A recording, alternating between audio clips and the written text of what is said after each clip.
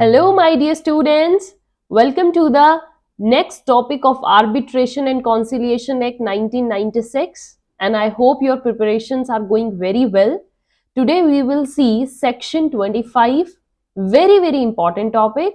And this section 25 talks about what are those principles that govern the ex parte proceedings. Ex parte proceedings, I think the name is clear. The students who have done CPC Act, मैंने वहां पर x Partey पर बहुत अच्छी explanation दी है. You can go and watch out there. Ex parte अगर हम सिंपल वर्ड में समझे बच्चे, ये एक ऐसी प्रोसीडिंग्स होती हैं जहां पर due to default of one party it keeps on failing to attend the proceedings. एक पार्टी डिफॉल्ट की वजह से पार्टी अपने हियरिंग में या जो भी सिटिंग्स होती हैं उनको अटेंड नहीं कर पाती है, अटेंड करना ही नहीं चाहती है. And after seeing all the conditions, arbitrator जो होते हैं वो एक्स पार्टे डिसीजन पास करते हैं. एक्स पार्टे मीन्स कि without the existence of that party, single party के सामने ही जो भी उनका अवार्ड होगा, डिसीजन होगा, उसको पास कर देंगे. वो वेट नहीं करेंगे कि दूसरी पार्टी आए और बैठे, क्योंकि जो टाइम दिया गया था it was not present at that time. And after giving due notice to that party कि मैं अगर आप नहीं आओगे तो मैं एक्स पार्टे डिसीजन पास कर दूंगा. And then arbitrator is now free and has the valid reason to pass the ex parte decision, ex parte award, ex parte order. So that is ex parte proceedings. अब हम देखेंगे कि ex parte proceedings के लिए भी कुछ principles हैं जिनको valid होना जरूरी है, और ये principles जब तक आपको वही फॉलो करने हैं जब सारी कंडीशंस जो होंगी वो वैलिड होंगी. ठीक है, तो कुछ प्रिंसिपल्स के अकॉर्डिंग आर्बिट्रेटर को चलना पड़ता है, और अगर ये प्रिंसिपल्स फॉलो नहीं किए गए तो जो आर्बिट्रेटर ने डिसीजन लिया होगा एक्स पार्टे का, उसको आप चैलेंज कर सकते हो, राइट. लेकिन अगर प्रॉपर प्रिंसिपल्स के थ्रू एक्स पार्टे डिसीजन पास किया जाएगा तब आप चैलेंज नहीं. So that's why these principles are very necessary to be followed by any arbitrator during the ex parte proceedings.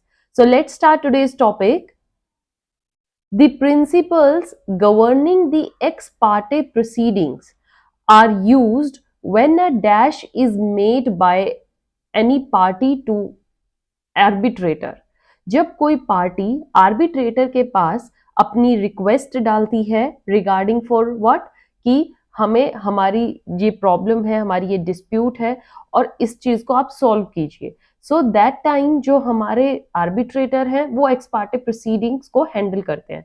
So the principles governing this x parte proceeding ये तभी use होते हैं जब कोई ना कोई डिफॉल्ट किया जाता है made by any party in arbitration. उनके डिफॉल्ट की वजह से एक्स पार्टे प्रोसीडिंग्स का होना तय है. Now let's understand what these principles talks about. So the principles are as follows. ध्यान से देखना है बच्चे. If a party to an arbitration agreement dash to appear in any sitting, कोई party means as you know arbitration होती है. Suppose कीजिए party ए है, ये बी है, और इनकी arbitration in front of C arbitrator के सामने हो रही है. कोई भी एक party, let's assume B party जो है, वो आर्बिट्रेशन प्रोसीडिंग में फेल हो जाती है to appear, right, fails to appear in any sitting. जो भी डेट फिक्स की गई है आर्बिट्रेटर ने सिटिंग की और उस डे में वो प्रेजेंट नहीं होती, तो आर्बिट्रेटर क्या करेंगे, he can not go for x parte proceeding. वो एकदम से एक्स पार्टे प्रोसीडिंग नहीं करेंगे. ये चीज ध्यान में रहेगी बच्चे, क्या एकदम से एक्स पार्टे प्रोसीडिंग नहीं होगी. Remember, if any party fails to appear in any sitting, arbitrator cannot go for ex parte proceeding against him in that sitting. उस सिटिंग में वो आर्बिट्रेटर एक्स पार्टे प्रोसीडिंग नहीं करेंगे.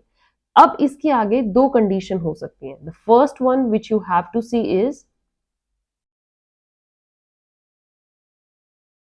Where non appearance was due to an accident.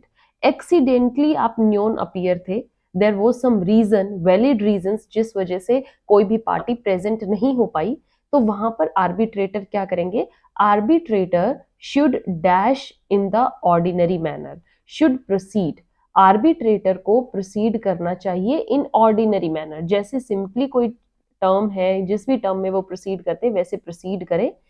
And dash another date of hearing, और क्या कर दे, fix कर दे, fixing the another date of hearing को फिक्स किया जाना चाहिए और इस तरीके से प्रोसीड करें जैसे नॉर्मली होता है। मींस एक पार्टी ने रीजन दिया, सपोज कीजिए बी नहीं आ पाई, they said that this was an emergency, medical emergency थी, that's why I was not able to attend, I was that's why I fail to appear. और ये बात अगर आर्बिट्रेटर समझ जाते हैं कि यस रीजनेबल एक वैलिड रीजन था जिस वजह से पार्टी प्रेजेंट नहीं थी, तो वो नॉर्मली प्रोसीड करेंगे और एक अनदर डे फिक्स रख देंगे फॉर द हियरिंग। इतना समझ है। नेक्स्ट थिंग क्या हो सकती है, यहां तो था where non appearance was due to an accident, but what if it appears कि जो नॉन अपीयरेंस थी by the defaulting party was for dash the object of arbitration, was to for defeating the, कि उनको normally इसीलिए नहीं आना था क्योंकि इससे ताकि जो प्रोसीडिंग्स चल रही है वो रुक जाए, कोई रुकावट क्रिएट करने के लिए, हर्डल क्रिएट करने के लिए वो इसलिए प्रेजेंट नहीं हो पाए। कोई एक्सीडेंटल इमरजेंसी नहीं थी नॉन अपीयरेंस की, that was just by the default made by the party. इस केस में आर्बिट्रेटर क्या करेंगे, arbitrator should issue a notice. Arbitrator को जब रीजन लगेगा कि yes that's why party appear नहीं हुई थी, तो वो एक नोटिस इशू करेंगे किस चीज का, about time and place of proceeding, कि नेक्स्ट प्रोसीडिंग किस टाइम पर किस प्लेस पर होगी। And if party did not attend, अगर ये पार्टी उस दिन नहीं आई, he would dash the ex parte, he would proceed ex parte, या वो ex parte मतलब विदाउट सिंगल अदर पार्टी, वो सिंगल पार्टी के साथ ही अपनी जजमेंट को सुनाएंगे, अपने ऑर्डर को पास करेंगे। ठीक है बच्चे, इसमें क्या है, दोनों का वैलिड रीजन लगा। अगर एक्सीडेंटल इमरजेंसी थी इस वजह से नहीं आ पाई तो नॉर्मल प्रोसीड करिए, चलिए नेक्स्ट डे फिक्स कर दिया, उस दिन आना। बट अगर आर्बिट्रेटर को लगा कि नहीं वैलिड रीजन नहीं था, जस्ट उन्होंने डिफीट करने थे हमारे जस्टिस प्रिंसिपल्स को, तो वो दूसरी पार्टी को नोटिस इशू कर देंगे कि ये टाइम एंड डेट प्लेस रहेगी, इस दिन आपको अपेयर होना ही होना है, नहीं होगे तो मैं प्रोसीड कर दूंगा एक्स पार्टे प्रोसीडिंग्स, राइट। अब क्या होगा बच्चे, but if on the day dash in notice, but अगर जो डे फिक्स्ड है नोटिस में जो लिखा गया है, arbitrator did not proceed ex Partey, उस दिन वो एक्स पार्टे नहीं करते हैं, उस दिन प्रॉपर हियरिंग चलती है, तो क्या होगा, एंड वहां पर वो अनदर डे फिक्स्ड करते हैं। क्या है बच्चे इसमें कि but if on the day, जो डे किस में लिखा गया है, फिक्स्ड किया गया है नोटिस में, तो वहां पर क्या है, arbitrator did not proceed ex Partey, वहां पर एक्स पार्टे नहीं होंगे क्योंकि वहां पर वो दिन बोला गया है कि हम उस दिन मिलेंगे। नेक्स्ट डे जो होगा, अनदर डेट वहां पर जो फिक्स होगी, then he could not proceed ex parte on such dash, on such subsequent date, subsequent date पर वो एक्स पार्टे नहीं कर सकते because that was not given the notice of next day. Next day सिर्फ ये बोला गया था कि आपको अपीयर होना है और हम उस दिन प्रोसीडिंग करेंगे, अगर आप नहीं आए तो एक्स पार्टे होगा, तब तो ठीक है। But if you just mention the date fixed for hearing and nothing said about ex parte, तो आप एक्स पार्टे नहीं करोगे, right, unless he issued the same notice in respect of that date। अगर आपने same notice regarding x Partey issue नहीं करा है तो आप एक्स पार्टे नहीं कर सकते। अगेन आई एम सेइंग बच्चे, एक्स पार्टे करने के लिए दोनों पार्टीज को नोटिस होना बहुत जरूरी है, specially the party which is in the default. Perfect. Now moving to the another thing, अब यहां पर भी दो कंडीशन होंगी। If similar notice is issued, अगर नोटिस इशू कर दिया गया था एक्स पार्टे का and party didn't appear, party नहीं आती है अभी भी, तो award will be made ex parte. अब एक्स पार्टे अवार्ड दे दिया जाएगा, वुड बी इन डैश, वो ऑर्डर की तरह पास होगा कि ये आप, हमने आपको नोटिस दिया था रिगार्डिंग एक्स पार्टे और आप अभी भी नहीं आए, अपीयर नहीं हुए, अवार्ड हमने पास कर दिया और ये एक्स पार्टे ऑर्डर होगा। परफेक्ट। नेक्स्ट थिंग क्या हो सकती है, if similar notice is not given, अगर ये सिमिलर नोटिस नहीं दिया जा गया या नहीं इशू किया गया ऑन सेकेंड ओकेशन पे भी, then ex parte dash would be liable.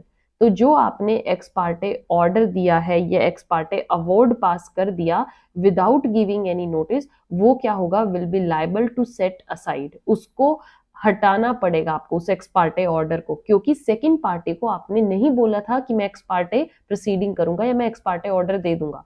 आपको उनको नोटिस मेंशन करना था। अगर आपने नोटिस नहीं दिया है, not given, then ex parte proceeding will be set aside on the dash. किस चीज पर? ऑन द नोटिस या on the application.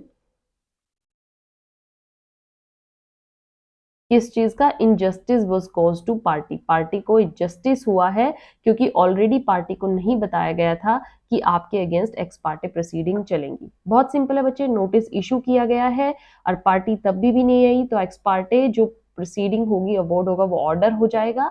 And if similar notice दे नहीं दिया गया सेकेंड ओकेशन पे भी, तो एक्स पार्टी अगर फिर भी आपने पास कर दिया है, वो सेट असाइड होगा। किस चीज पर? क्योंकि injustice was cause to the party.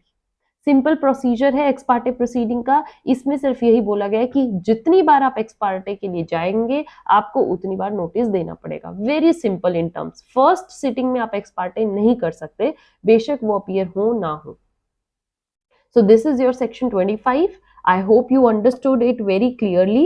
This is very important act going on. Don't skip any session, bache. Keep your learning consistent. Keep watching, keep sharing.